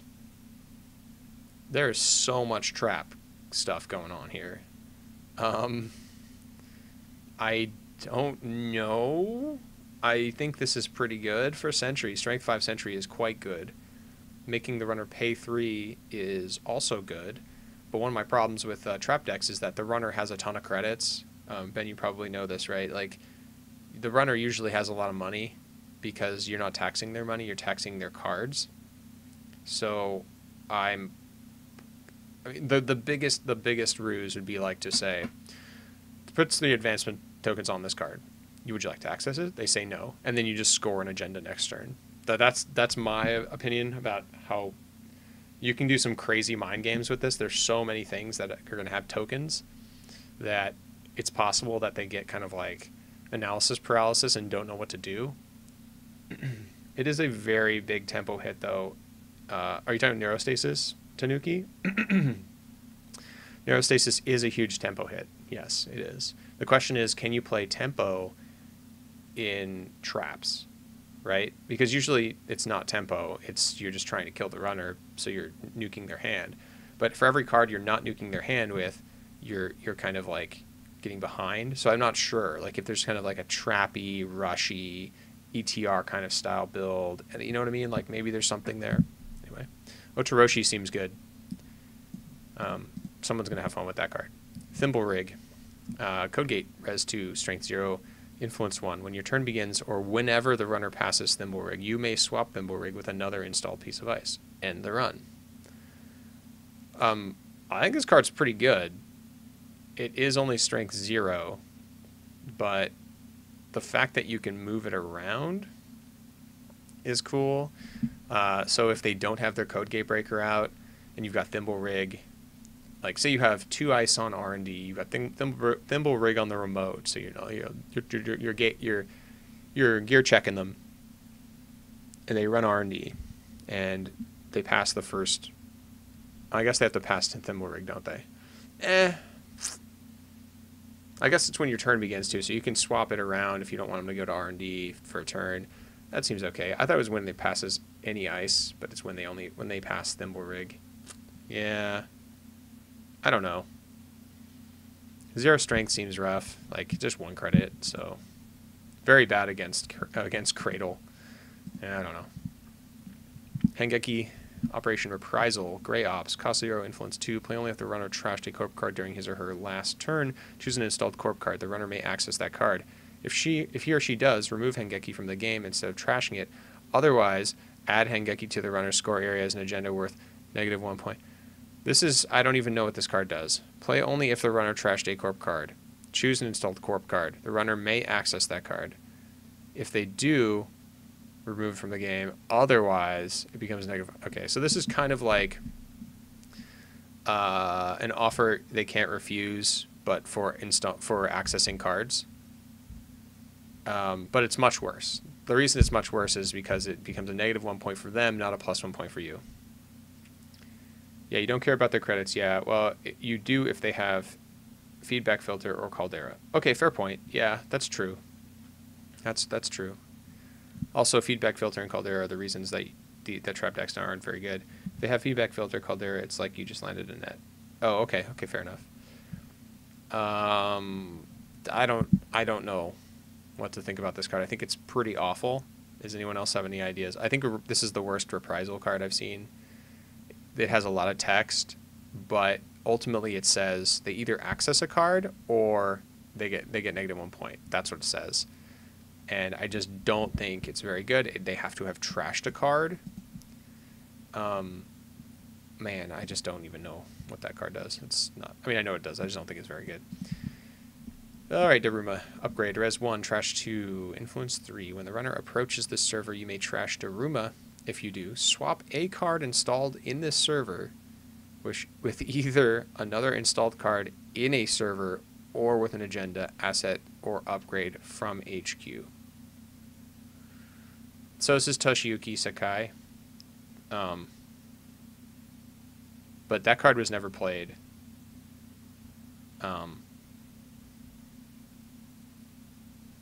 It also trashes. It also doesn't keep its agenda or its upgrade tokens, advancement tokens, excuse me. Another card, I don't know how this is supposed to do anything, but yeah, okay. Maybe someone will make it work. Acme Consulting, Truth You Need. Identity subsidiary, deck 45, influence 15. The runner is considered to have 1 additional tag, even if they have 0, during encounters with the outermost piece of ice protecting any server. Okay, this is a constant effect. So that means you can play very fast and loose with IP blocks and what else? I don't know, other things that give you or that require tags. I guess you could play Pachinko. Pachinko's like a 1/4, like 1 res 4 strength for 2 end the run subs if they're tagged. That's actually good. Now, I like this idea a lot. My problem with it is that 1, it's not Asmari, and 2, it is severely hurt by strike. Severely. I wish strike would go away, and I know many of you who know me know that it should go, know how I feel about that. But this identity, if there was no strike in the game, if employee strike did not exist, this ID would be so fun and so good that I think I'd probably take this to the next major tournament, which is regionals in Seattle. I'd probably take that, or in Portland, but I can't, because if I try to rush behind IP block, they go strike run. I've just given up so much tempo. I probably won't be able to come back from that. Like the idea is it's so good, but man,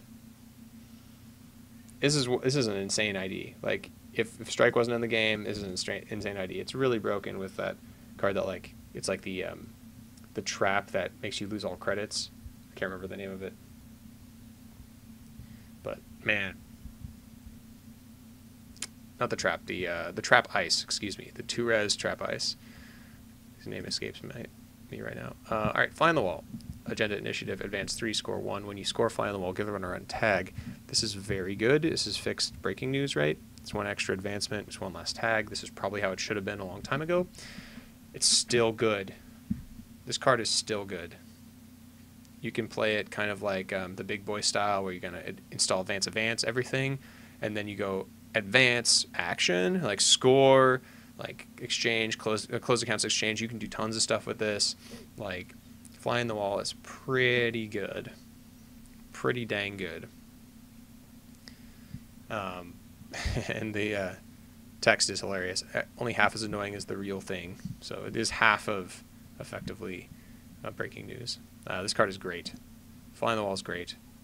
We will see that. SIU, asset, res 3, trash 1, influence 3. When your turn begins, you may trash SIU to trace 3. If successful, give the runner 1 tag. This is good. Like, kind of good. Kind of really good. Giving the runner a tag on your turn so you can mess with them. It's like a free, well, not free, cost 3 to res, but, you know, it's a very good version of C-Source that doesn't require a run. Think of it that way. It's quite good.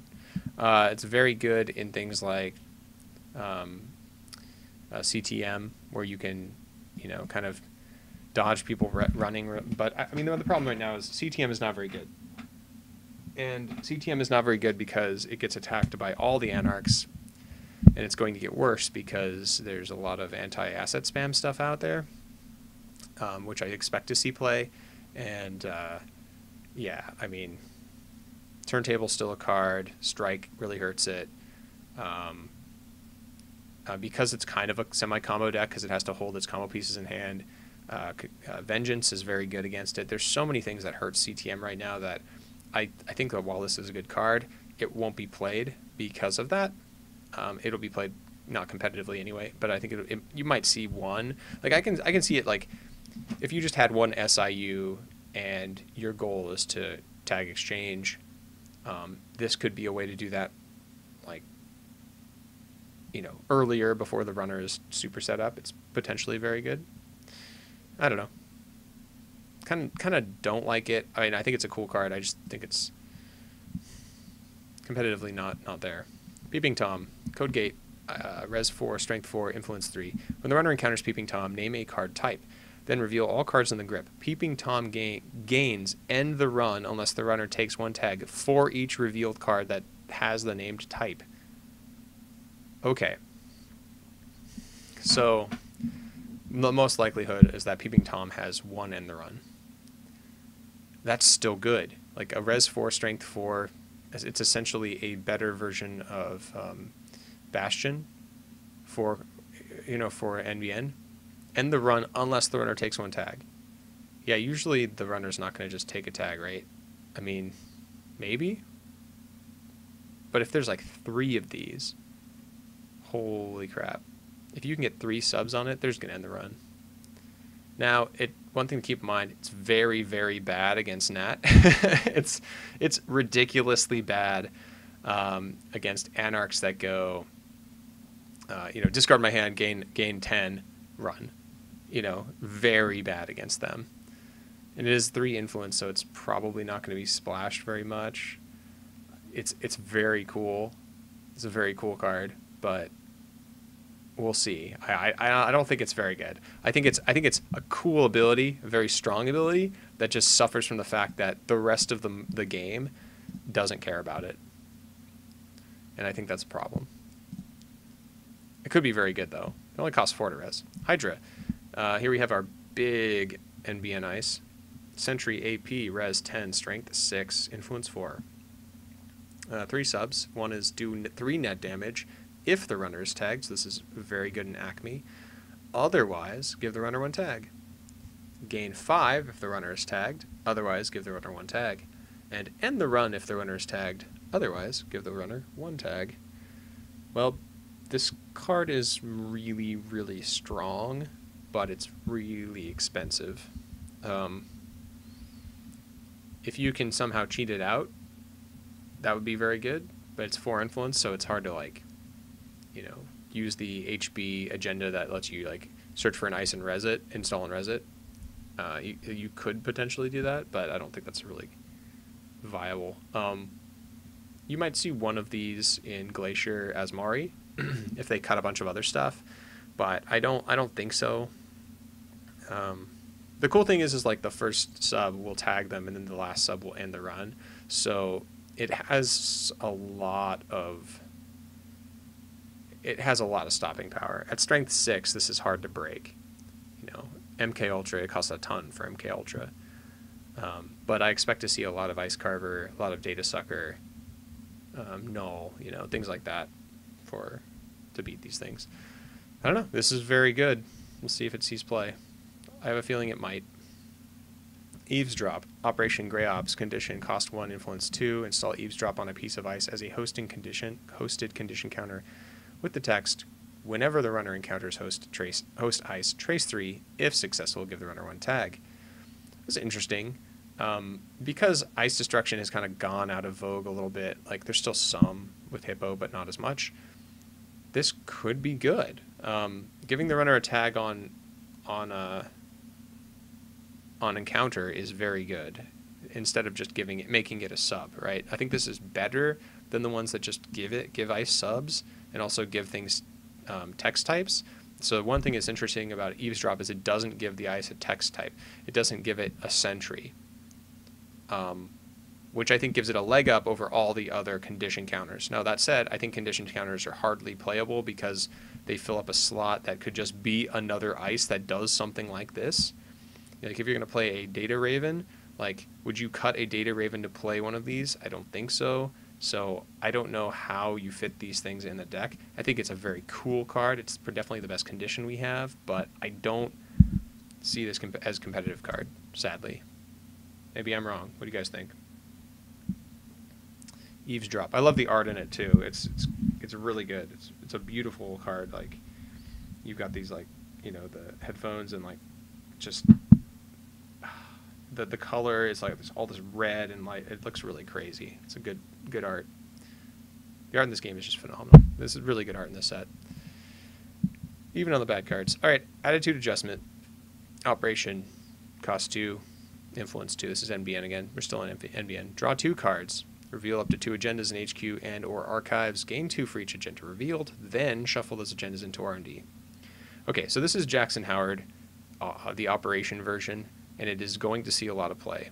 You will see this card in every NBN deck, and you will probably see it out of faction. Why? Because it's just better than most of the other options. You probably will see, you know, if they have 2 influence to spare, attitude adjustment is going in the deck. It's that good.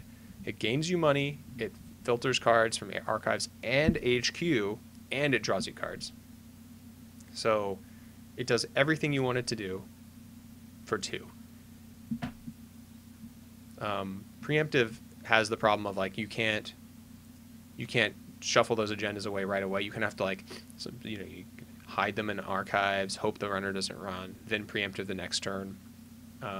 Distract the masses is good, very good, but also gives the runner money, which is usually a bad idea. So this is the best version of this card we have in Operation form, and I think it's going to see a lot of play. Aurela Salvatore. The image of it looks a little bit like Daenerys Targaryen. I can't really show you because it's not on NRDB, but it's very goofy looking, and I don't even know what's going on in it. There's like a digital dragon. Anyway, Aurela Salvatore is 2 res. She's a sysop. Whenever an agenda is scored from this server, you may install a card from HQ, ignoring all costs, and place 1 advancement token on it. it's 5 trash. So anytime you see a 5 trash card in NBN, you should be thinking, okay, this is a playable card, and it certainly is a playable card. Now, I'm not sure what. No, I know exactly what deck this is going to go in. So you're going to see this in a lot of like the sort of rushier, maybe like the Beal version of Asmari. You can see this working there, like just as a tempo card. It gives you money, kind of, because it advances the card and it installs a card from HQ. So like you can Aurelia Salvatore after you score a Beal, install another Beal or a sales team, put an advancement token on it, get ready to score it the next turn. Like, it's not going to fire that much, which I think is fine, because it's only when an agenda is scored, right? I guess it couldn't possibly be when an agenda is stolen from the server. I guess it could be. But it's not going to trigger that much unless you're trying to do some crazy combo. And there are some really crazy combos. If you guys didn't know, there's like a ton of weird combos with this deck in CI. Why is it 3 influence? Good question. Probably because if you saw this, I actually think this is, you know what? I'm gonna tell you, I'm gonna go out of my way to say that. If this was 1 influence, you would see 3 of them in Titan. Do you want to see 3 of these in Titan? Probably not. Data ward value, Pachinko. I guess we all caught up to the chat finally. UCF. Oh yeah, UCF is the ICE universal connectivity fee. So universal connectivity fee and that ID and Acme is very good. Is the game balanced around strike? No. The card you're thinking of is universal connectivity fee. SIU Judge Boom. Oh wow, yeah, that's a good idea. SIU Judge Boom. Nat versus Peeping Tom. Nat wins all the time. And we're coming up to Drudge Work. We're coming there. We're getting there. We're almost to those cards. I think this is quite good. Very powerful effect and good trash. Good numbers. This card has good numbers. Let's put it that way. So I think it will see play. We'll probably see like one or two in NBN decks. I don't think it's going to... It can't really fit in the 6 agenda Asmari deck, but in the... in the ones that play Beal, we could see it. So... The outfit, family owned and operated, identity subsidiary, deck 45, influence 15, gain 3 credits whenever you take at least 1 bad publicity. That's good. I mean, this is just value. Gain 10 from your hostile takeover. It's like, seems good to me, man. I don't know. Like, this identity is going to be played. Is it better than Titan? Probably not. Is it better than Core Wayland? Probably. I think it's very good. So we'll see it. I don't know. It's just value. Broad Daylight. Agenda Security. Advance 4. Score 2. When you score Broad Daylight, you may take 1 bad publicity, place 1 agenda counter on Broad Daylight for each bad publicity you have, and then click and host a agenda counter. Do 2 meat damage. Use this ability only once each turn. So this is supposed to combo with the outfit, but I don't think this is a very good card. If you can only do 2 meat damage once a turn, that doesn't do anything for you. Now, if you're trying to attrition the runner out, you're trying to do value meat damage, I think you'd probably do it better out of Argus. I don't know how this is supposed to be played exactly, and that is my problem with it. I can't visualize how this agenda helps me win the game. Why would I spend a hosted counter, do 2 meat damage, unless I could kill them, right? If they have 0 cards in hand and I have Broad Daylight, I just win. They will never do that. But let's just assume that doesn't happen. Let's assume the runner is at least smart enough to hold 2 cards in hand. I score this, take bad publicity, I gain 3, so that's nice. And then, so my plan is to score out. Why then do I have this ability that does damage?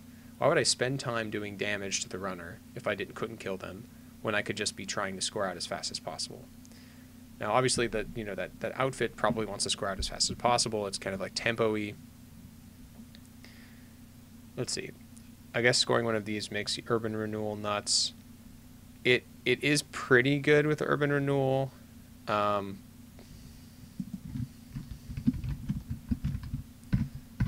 problem with that, isn't that on the runner's turn? No, when your turn begins. Yeah, okay, I can see that for sure. So I guess if you have a broad daylight urban renewal plan, yeah, that's good. Good point, Jeremy. No, I think that's a good point. I don't know. I just, if you're going to do that, a couple things have to go right. First of all, they have to have no breakers, right? They have to have no I've had worse, right? Because otherwise it just doesn't work. If they're Anarch, you're never going to do that because they're going to hold an I've had worse, they're going to trigger it, and then broad daylight does nothing. So maybe if you have like 2 broad daylight scored, that's cool. I guess if you have like 6 bad pub, if you're just like going all out on bad pub and you're just like gear checking them and you're doing 2 every turn, that can add up. I just don't know, man. I don't know. Drudge Work. Let's get to the good card. Drudge Work is an asset. Res 2, trash 3, influence 2. Place 3 power counters on Drudge Work when it is resed. When there are no power counters left on Drudge Work, trash it. Click and host a power counter. Reveal an agenda in HQ or archives. Gain credits equal to its agenda points. Then shuffle it into R&D. Okay, this is very good. This is like another Jackson Howard replacement. The cool thing about this is you can use all of the power counters in that turn, right? So the strong thing about the operation version is you gain some money, you draw some cards, but in this one you could, if you have a bunch of agendas in HQ and archives, you can get rid of all of them. So it's a very strong way to bury agendas and gain some money. It's very good. I like this card a lot. Blockchain, let's see. Ice Barrier, Res 7, Strength 4, Influence 4. Blockchain gains, subroutine, end the round. Sorry, it doesn't gain in the round. The corp gains 1, and the runner loses 1 before all its other subroutines for every 2 face-up transaction operations in archives. Then the corp gains 1, and the runner loses 1, and then in the run. There are a couple of thoughts on this. One, it's ridiculously expensive for no reason. Like Res 7, this costs 3 for paperclip to break, which should give you pause. Now, the best thing about this card is that after you've played a ton of operations, it's very good. But it's not going to be very good until you played like 6, which gives it 3 extra subs, and 3 extra subs just means it costs 5 for paperclip, and that is not good enough. It is way too expensive for what it does. It is too low of a strength for what it does. This is not a very good card. I am sad as to say.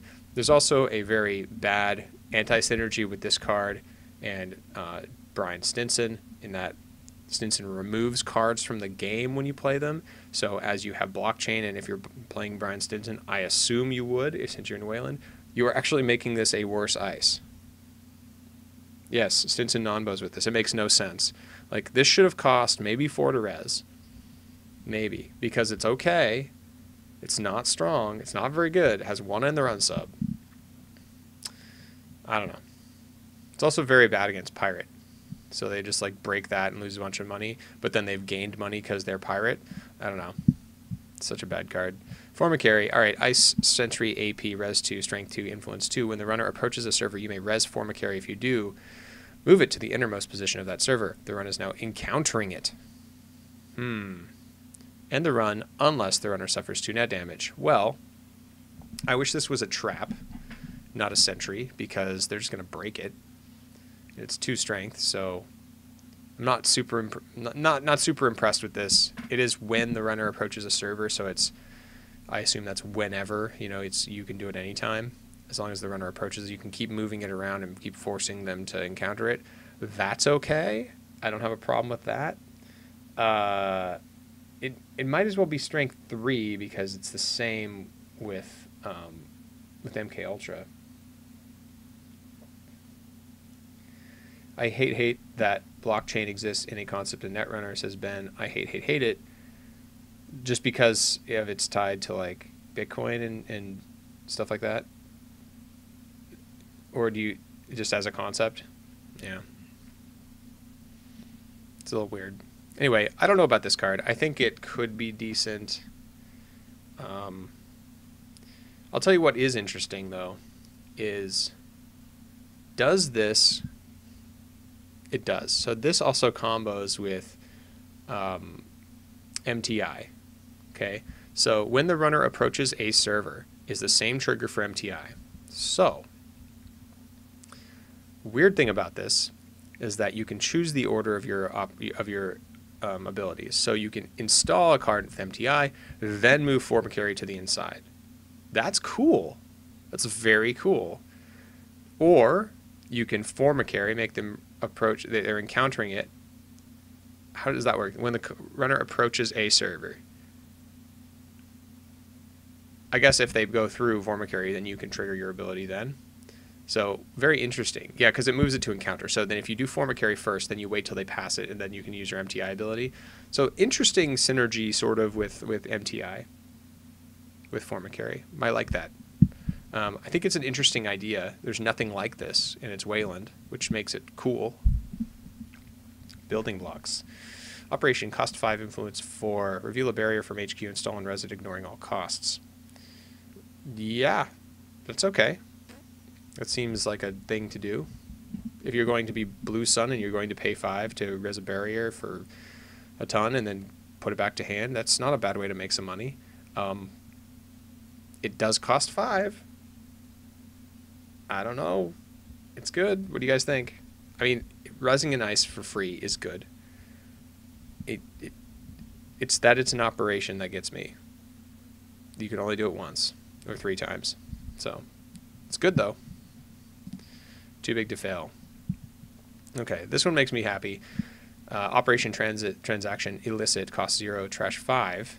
So you can trash this operation for whatever reason. Play only if you have fewer than 10 credits, gain 7, and take 1 bad pub. So very good with the outfit. Very good turn 1 with the outfit. Kind of insane. A very good way to recover. Also terrible with Stinson. Very terrible with Stinson.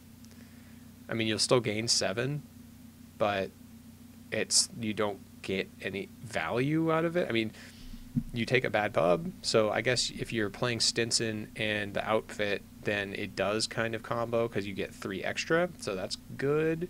It's such a weird card, like very cool, and I think it will see play somewhere. I'm just not sure where. It is very, very, I mean, obviously in the outfit, but outside of that, I'm not sure where. It is an operation and transaction, so transaction operation, so that's good. Under the bus. Grey Ops illicit, cost 1, influence 3. Play only if the runner accessed at least 1 card during his or last turn. Trash 1 connection resource and take 1 bad pub. Okay, this card has play. The only stipulation is if they accessed at least 1 card during his or her last turn. Trashing a connection for 1 is very good. Very good. This is the anti-film critic card. If you're going to be doing the punitive Counter-Strike stuff, like this card is bonkers for that deck. Like this will be played as a 2 of, maybe with like 2 consulting visits or something like that. Under the bus is very good. I want to say that this is one of those cards that Wayland needed. They need this ability for so long. Happy about that card. All right, Lady Liberty. It's unique. This is one of those ones that you only get 1 of per deck. You also only get 1 of in the box. Use it to snipe James. Using it to snipe James is a very good idea, and you should do that. Very, very good. Like some of the best cards in the game are connections, right? Let's just go back to the Under the Bus really quick. This is gonna be I got to go after the next one, but this card that it gives you maybe money if you're the outfit, very good. But the fact that it just trashes a connection doesn't matter if it gives you a bad pub, because the swing from like getting rid of Beth, getting rid of Film Critic, getting rid of James, what else is a connection that's going to see play? Getting rid of Tech Trader, getting rid of DJ Fenris, maybe, probably not. Stuff like that. It's very flexible, and I think you'll see it played a lot. Good card. Okay, Lady Liberty. I'm not sure what to think about this card. I've read it. I'm like going, what, really? This is a region Ritzy, res 5, trash 4, influence 0. When your turn begins, place 1 power counter on Lady Liberty. Spend 3 clicks, add an agenda from HQ to your score area worth agenda points equal to the exact number of hosted power counters. What the... Okay. So, let's just think about this card for a minute. Seems good in Jemison. You mean Lady Liberty? What's going on, Grogboxer? Our top 4 at Nationals. Congrats, dude. We all bow to you. Yeah, so, okay. Okay, in Jemison. So, you can add... Okay, you can add agendas to your score area worth 0 points. This is it's a weird card. So it adds agendas from HQ to the score area worth agenda points equal to the exact number of hosted power counters. So the power counters are going up and going up and going. So it's getting more and more expensive. So with Lady Liberty, all of your agendas could be game-winning agendas. So if you have 5 counters on Lady Liberty, basically you can just score a 5-cost thing from your hand. It doesn't score it effectively, but it does make a 5-cost, 5 hosted power counters.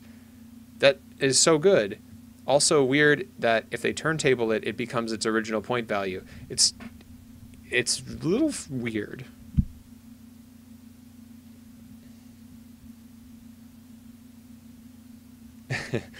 Yes, well, you are like, you know, 56th place winning 56th place. That's it, if you think of it that way. You beat 56 people. That's really good. Fast track biotic stuff. Scoring false leads early is good in a lot of decks. Yes, that is true. That is true. It's just so weird. So does it get its ability? So add an agenda from HQ to a score area worth agenda points equal to the exact number of hosted power counters.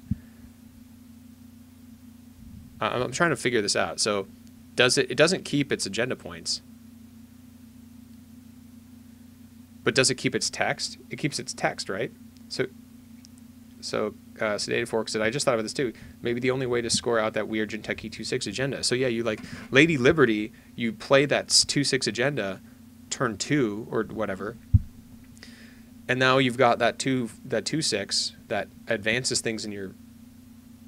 Yeah, the only thing is that added agenda keeps text for 24/7. Oh, that is true. That is true. Surely the agenda point value doesn't change. No, I think it says add an agenda from HQ to your score area worth agenda points equal to the exact number of hosted power counters. So I don't see any rulings yet for this card. We'll see them soon, but my guess is that it does not get isn't. So if you score Vitruvius this way, let's just say it's equal to the number of power counters on Lady Liberty, not equal to the number of points on the card. So if there's 4 Lady Liberty counters, it's now a 4-point Vitruvius, not a 2-point Vitruvius, not a 6-point Vitruvius. Does that make sense? That's how I read it. Worth agenda points equal to the exact number of hosted power counters. So now you have to keep track of the number of counters it had. So you'd put, yeah, what a weird card. Yeah, I think this is one of the more exciting cards in the set right here. It is only 1 per deck, but it's an asset. You could tutor it. Haha. It's also weird. It's our only asset region. It's our only asset region. What? Add an agenda from HQ to your score area. Worth agenda points equal to the exact number of hosted power counters. What? What am I missing? So you're saying that you can only do it when it has 2? You're not saying that okay, so there's a weird English thing here, right? So add an agenda from HQ to your score area. Okay? You're saying worth agenda points. You're saying that the agenda has to be worth agenda points equal to the exact number of hosted power counters? Oh, okay. You're not saying it becomes an agenda worth that many points. Oh, okay. I'm seeing it. Okay. Do you see the confusion though? So it's like add an agenda from HQ to your score area. Worth now that's, you know, as though it's worth agenda points equal to the exact number. Okay, I see what you're saying though. Yeah, it's so you can only use it turn 2. Like if you have 2 power counters on it, you can score Vitruvius. If you have 3 power counters on it, you can score 3-5, and then after that it's useless.